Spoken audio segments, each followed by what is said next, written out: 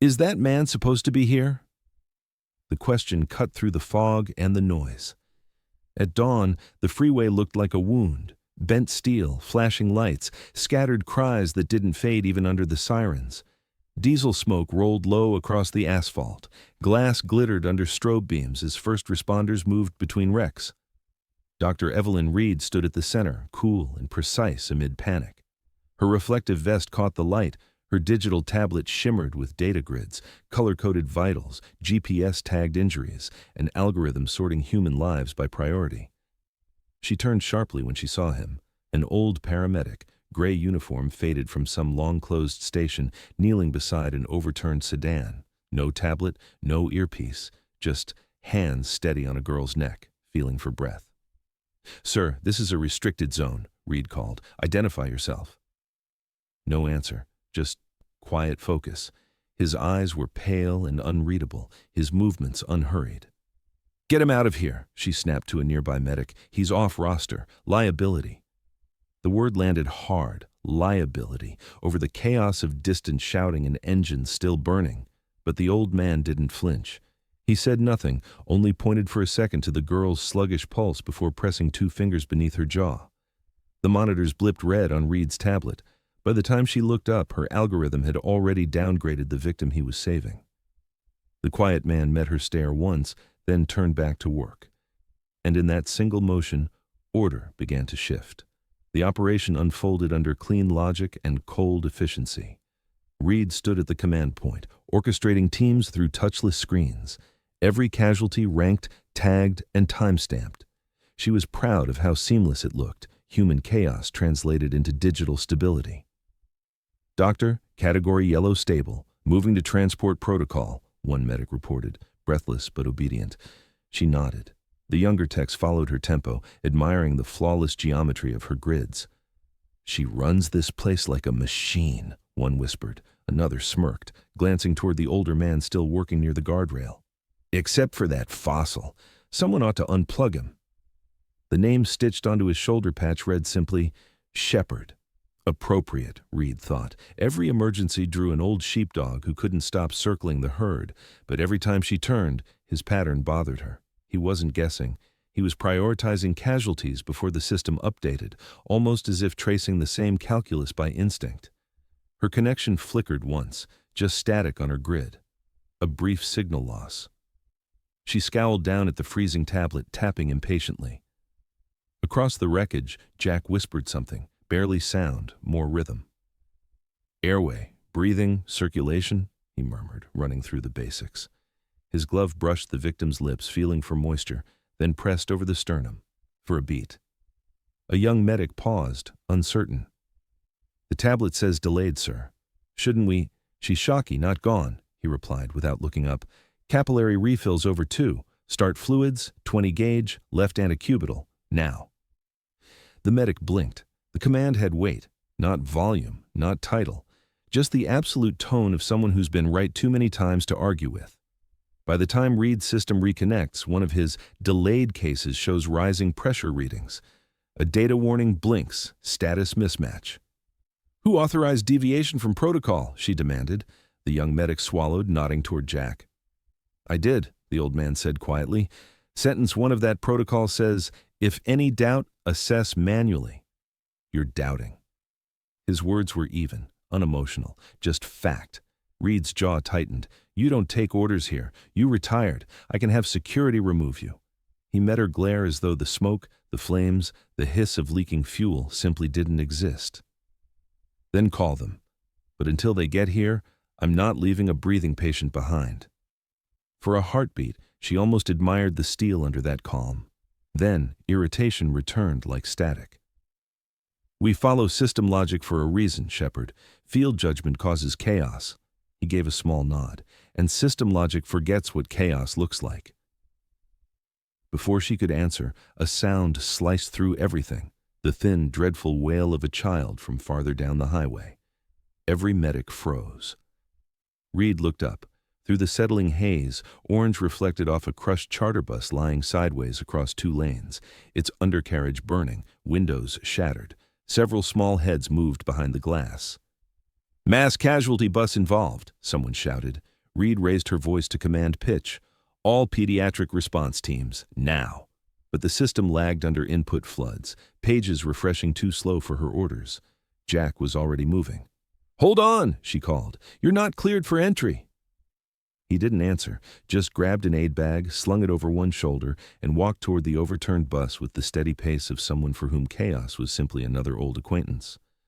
Reed hesitated, watching him vanish into the haze, a lone figure swallowed by rising smoke. Her tablet updated half a minute later, tags reordering, vitals cascading. But something in her chest felt uncomfortably human again. For the first time that morning, her breathing matched the rhythm she'd heard him muttering under his breath. Airway, breathing, circulation. The fog swallowed the command post, condition critical everywhere, and somewhere inside that choking gray, the man she'd dismissed as obsolete was already rewriting the meaning of triage. That awareness, unwelcome, undeniable, settled at the edge of her mind and refused to leave.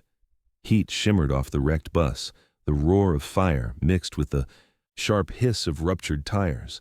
Acrid smoke rolled along the asphalt, carrying the faint, high-pitched sound of children calling out from inside. Jack reached the side panel, his boots sliding through spilled fuel. He traced the metal with a gloved palm, locating structural seams by feel. His voice was steady. "Need pry bars, foam, pediatric airway kits." The younger crew hesitated. They were waiting for clearance from the incident command tablet, still buffering in Reed's hands. Reed arrived seconds later, coughing through the smoke. The glow of her tablet cast a cold light over shifting numbers. "Thermal scan shows no life signs in compartment C," she said loudly. The screen summarized it in blinking text, "Priority 0. Jack didn't even look. "Screen's wrong." He knelt beside a small body half buried under a seat bracket. "Temperature differential from a fuel flare will fool infrared. Get me suction." "Sir, the system's already tagged." He cut her off, 2 fingers pressed under the child's neck. "Pulse at 10. You question it, you waste it." The quiet authority in his words cut deeper than any shout. 2 medics dropped to their knees beside him. Jack adjusted the airway, cleared vomitus, ventilated gently with a pocket mask. The child's chest lifted once, fell, then fluttered. Reed leaned in despite herself. The system's biosensors had logged the child as gone. Yet under Jack's palm, faint color began to return to the lips. He spoke without looking up. "Bag 2 seconds apart. Tiny lungs, tiny pressure. You crush them if you rush." The flamin' bus groaned as framing twisted. Reed felt the vibration under her boots. "You can't stay here. Tank's venting." "Then move everyone behind me. I'm almost done." His glove slipped briefly, found another child wedged between the seats, no scan tag visible. "Check this one," a junior medic called out over the din, reading from her wrist HUD. "Tablet marks, none detected." Jack ignored it. He checked skin tone, touch cold, lips bluish. His tone lowered to that lethal calm. "Scans miss pulse if the heart's too shallow. This one's red priority." He began compressions. No compressions guided by the automated metronome, the device still waiting for signal. His rhythm came from memory. Firm, precise, 30 to 2, oxygen flow balanced by instinct. "Pressure bag D10 drip. He's in hypoglycemic shock," Jack said. "How can you know that without a glucometer?" one of the medics gasped. "The veins tell you. They collapse like straw. Trust what they show." Reed's hands trembled slightly as she watched oxygen saturations flick to life on her delayed feed. The grid corrected itself, status shifting from gray to red, vital pattern forming exactly as the old man predicted. The realization struck her hard. Nothing in the algorithm accounted for gut sense, for fingertips reading pulses the way a blind person reads. Braille. Fire licked closer. Someone shouted, "Leaking diesel spreading!" Jack turned to the nearest medic. "Foam line here. Sweep under the axle, not over. Heat rises. You feed the flame if you swing high." Even in chaos, his words formed instant obedience. 2 firefighters redirected the nozzle exactly where he pointed, dampening the leak. Reed knelt beside him finally, gripping her tablet uselessly. "Your methods ignore every standard revision I've implemented." He gave her a brief glance through the haze. "They were written for you to remember, not to replace remembering." She swallowed hard, a flicker of shame under ash-streaked skin. "You can't just override data on instinct." "I'm not guessing," he said. "I'm seeing." Then, to the medics. Move her once she breathes on her own. Spine neutral, blanket under shoulders. Kids aren't mini adults. The angle matters. One rescuer hesitated. Dr. Reed. Her tablet hesitated too, still recalculating. Reed stared at the numbers cycling slow as syrup, then at the breathing chest below. Follow him, she said quietly. They did. Minutes blurred. Jack directed teams and clipped commands, translating textbook sections into tactile reality. Broken glass scraped beneath their knees. He improvised splints from ripped seat framing, rigged an IV tube from leftover oxygen tubing, and clamped it with a pen cap. Reed watched each motion imprint itself on her mind. How deliberate he was, how absent of panic. The burning wreck sounded distant now. The only pulse she heard was collective, everyone working to his rhythm. There, he murmured, leaning back as the smallest child coughed on her own. She opened her eyes halfway. That's the one the system wrote off. Reed's screen chimed, reclassification, priority red. It felt wrong, obscene, that the machine declared victory after arriving late to truth. Before she could respond, a sharp cracking noise rolled beneath them, a fuel line igniting somewhere below. Someone screamed, "Pressure tank breach! Get clear! Evacuate!" Reed shouted instinctively. Jack stayed one beat longer, ensuring the child's airway remained open. Only when she exhaled evenly did he rise. They ran together through flame wash toward the exit cut by firefighters. Heat baked their backs. Insulation dripped from the ceiling in molten threads. They burst outside just as a concussive blast kicked dust and debris skyward. Reed hit the ground. Jack shielded the child with his own body. Shrapnel clattered harmlessly around them. For a few seconds there was nothing, just ringing silence. Then the faint cough of the rescued girl. Reed rolled onto her side, staring. How did you—" He didn't answer. His breathing was controlled but shallow. The reflective stripe across his sleeve was half melted. She steadied herself, anger and awe tangled in her voice. "You defied direct order, damaged, scene containment, risked your own life." "And saved hers," he said, tone flat, not boastful. The words landed heavier than the blast. The younger medics reassembled equipment around them, watching both figures in uneasy quiet. Behind them, the wrecked bus settled into black smoke. Reed's tablet finally synchronized, flooding her screen with late updates. Jack's manual vitals perfectly matched the recovered data. The algorithm output scrolled. Consistency verified with archived criterion. Shepard Protocol V3. She froze at the name. Shepard Protocol. But before she could ask, emergency klaxons screamed again. Another wave of panic rippled through the site. Secondary collisions, communications collapsing. Jack rose with a stiffness that betrayed years of injuries hidden beneath calm motion. "Get your team regrouped behind the truck line," he said. Reed found herself obeying before thinking. Then realization caught up. The digital triage manual that defined her career, the one displayed on every responder's screen, bore his name in its origin code. Her voice cracked as she faced him. "Who are you?" He looked through the haze at another overturned vehicle, already moving toward it. His answer drifted back, nearly lost in wind and sirens. "Someone's still trying to remember what I wrote down 20 years ago." The sky began to redden with firelight. Around them, medics were shouting for organization, signal routers down, radio nets dying. Reed's precise system was failing under overload, but one man, silent and soot-streaked, kept walking toward the next cry for help, guiding with hand gestures older than any screen. And though Reed wouldn't admit it aloud, awe flooded her chest, an awe laced with dread at how easily mastery had proven everything she'd forgotten to trust. The ground trembled as a deep explosion rolled through the valley of wrecks. A cloud of dust swept over the freeway, blotting out sunlight. Inside the command tent, monitors flickered, then went black. The sharp electronic chime of error codes replaced the constant chatter of comms. Dr. Evelyn Reed froze mid-command. "Status report!" No answer, only static bleeding through the headsets. Her digital triage map dissolved into corrupted symbols. The flawless structure she had trusted was gone in an instant. Outside, voices broke into panic. Orders overlapped, equipment clattered, and for the first time, Reed felt the pulse of raw confusion ripple through her team. She forced herself upright. "Manual mode!" she snapped at no one in particular. "Get backup data restored through the satellite link." but the satellite feed was dead. Across the smoke, Shepherd Jack emerged from behind a toppled ambulance. His face was streaked with soot, his uniform torn. He moved without hesitation, scanning the scene not for hierarchy, but for life. "Anyone still hearing me?" Reed shouted through the static. Then she saw him walking toward a crushed pickup. "Shepherd, we need the command link stabilized." He didn't answer. He dropped to his knees beside the truck cab, peering through the shatter. A man was pinned beneath the steering column, bleeding from the thigh. Jack's voice rose, not a shout, more a low command meant to cut through fear. "Jackknife fracture, right femur, stabilizer and belt, now!" Two medics hurried to him, hands shaking. Reed felt a surge of old reflex. She wanted to reassert control, but something in Jack's tone rooted her to the spot. He wedged a crowbar between the frame and seat, using leverage instead of brute strength. The trapped man shouted in pain until the pressure eased and circulation returned. Jack pressed gauze into the wound. "Tourniquet 2 fingers above, not 3. 2. You stop too high, you lose that leg." The medics obeyed instantly. The bleeding slowed to a steady seep.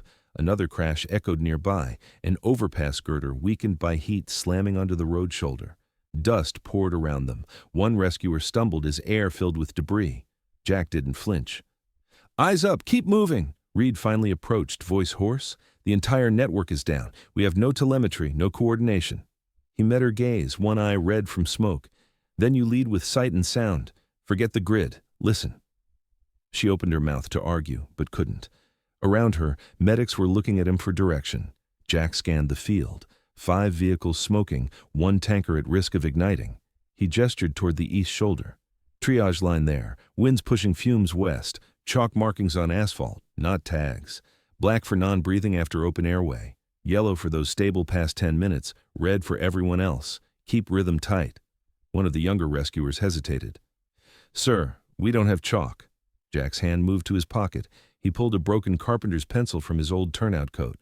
"Then use this until you do." He pressed it into the medic's palm, then moved on.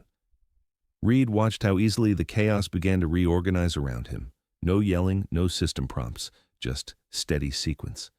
Her mind kept screaming that this wasn't in the protocol, yet every action fell perfectly inside its unwritten logic.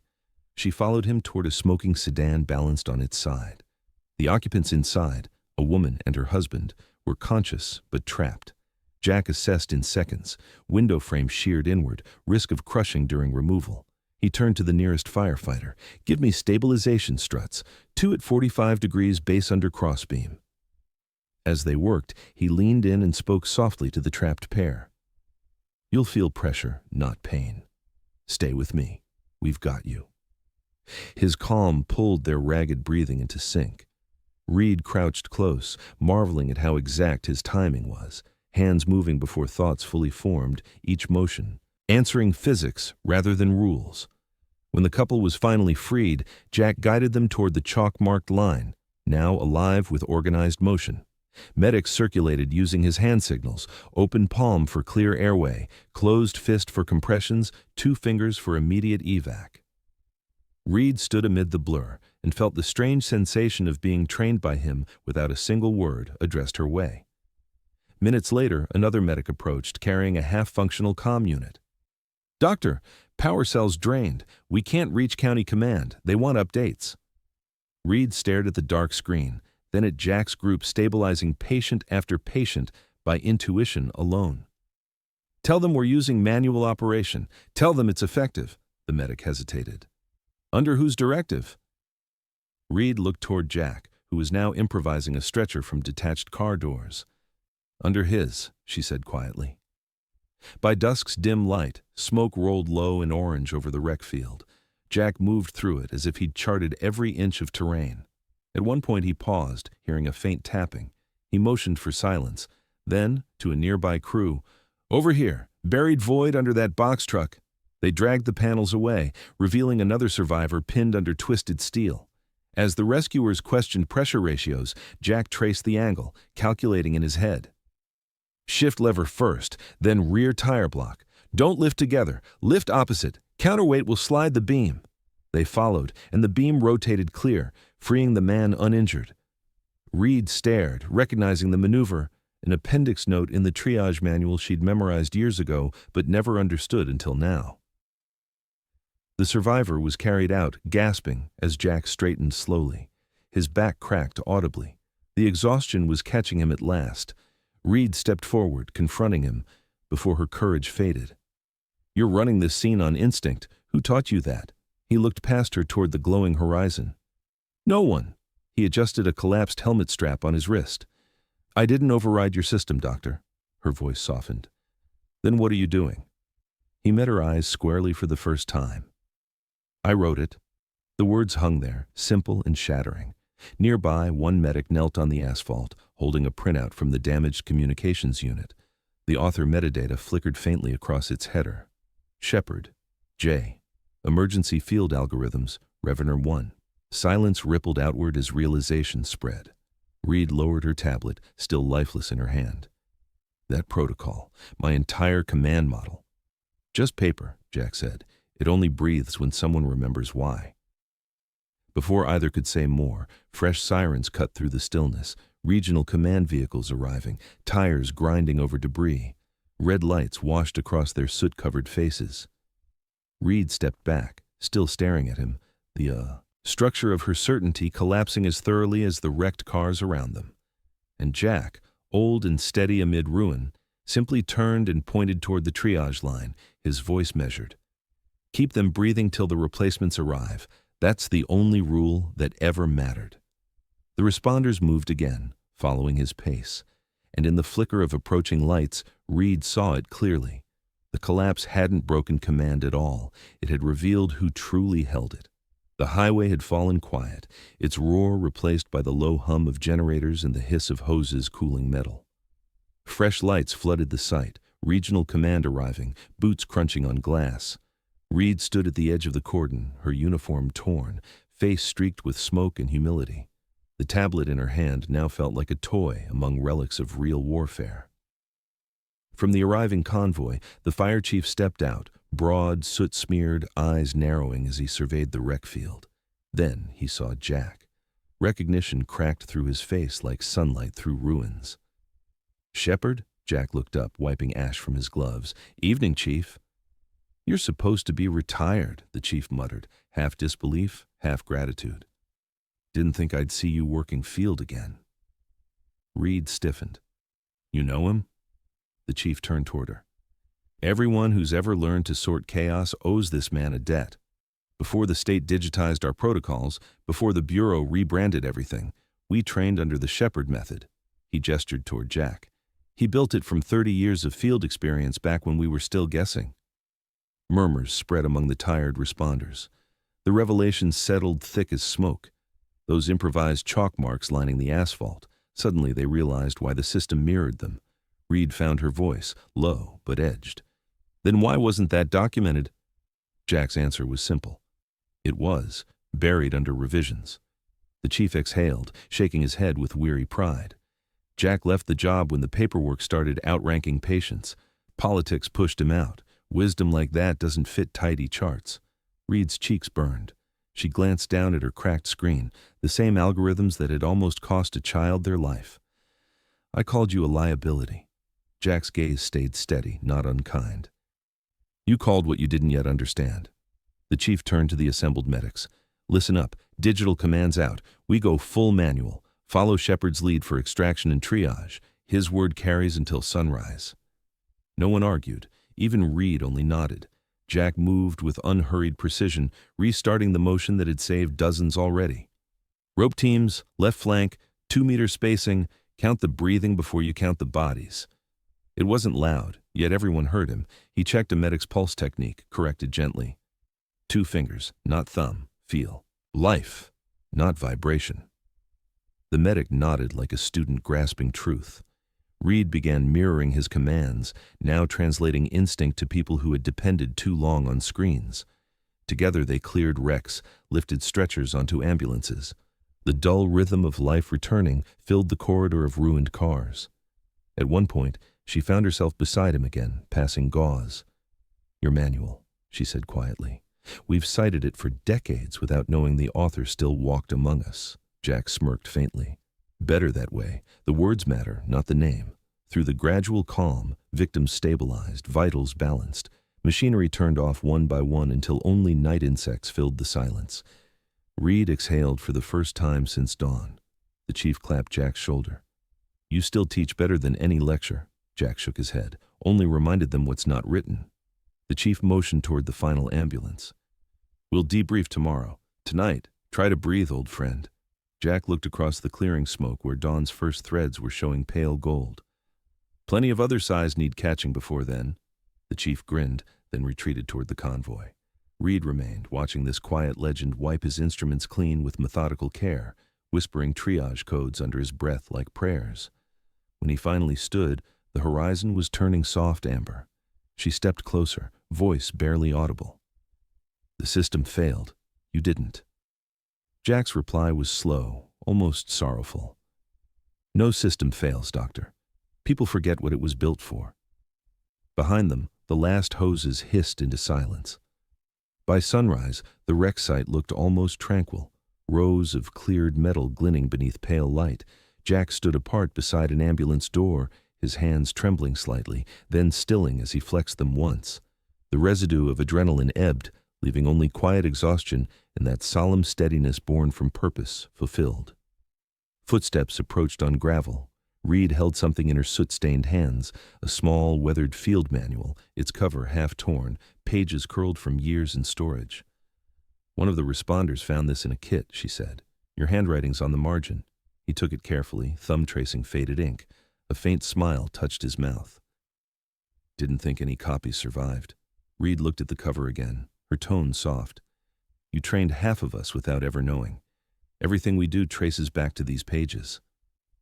He stared down the length of the clearing highway, where sunlight caught on distant windshields like 1,000 slow heartbeats. "Then they'll carry it forward," he said quietly. "That's enough." For a long moment, neither spoke. The ambulances began to pull away one by one, doors slamming in measured rhythm until the final echoes drifted into birdsong. Light struck the reflective paint, flaring bright across Jack's tired face. In its glow, he looked both ancient and invincible. A man built not of rank or invention, but of unbroken service. The last rig disappeared beyond the curve, leaving calm over ruin. Jack slid the manual into Reed's hands again. "Keep it close. Someday you'll write the next one." She nodded, eyes wet. "Understood." He walked toward the command line, every step deliberate, boots crunching through cooling ash that now glittered under daylight. The road ahead was clear. Silence followed him like respect finally earned.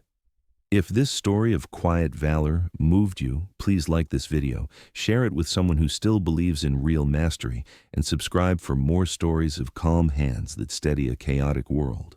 Your support helps us honor those who never stopped showing what experience truly means.